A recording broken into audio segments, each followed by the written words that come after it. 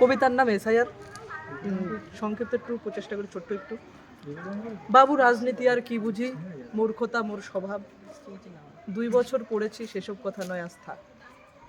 SIR চাপে দেখছি করছে ক্রন্দন, মানুষ করছে ক্রন্দন।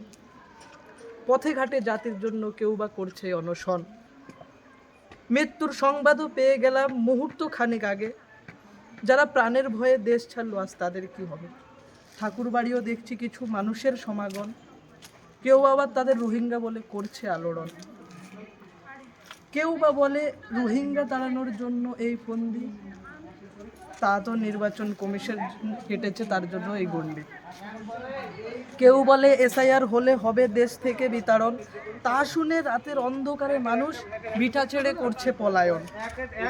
কেউ বলে মুখ্যমন্ত্রী দিয়েছে এদের ঢুকতে, বর্ডার থাকে কেন্দ্রের হাতে, তবু এসব কথা হয় শুনতে। কি বলবো অঞ্চল আর পৌরসভার কথা, তারা তো খুবই দায়িত্ববান সব কর্মকর্তা। টিপ দিয়ে সই করি, মূর্খতা মোর পরিচয়। ছোট্ট একটা প্রশ্ন করি, বলিবার চাই, যদি মানুষ ভালোবাসো তবে সবাইরে কোলে লও, আর না হলে সবাইরে লাথি মেরে তাড়িয়ে দাও। যারা অনশন করছে আমি বলি তাদের ঠাই, মরিচ ঝাপির কথা কিন্তু এখনো ভুলি নাই। নমস্কার, ধন্যবাদ।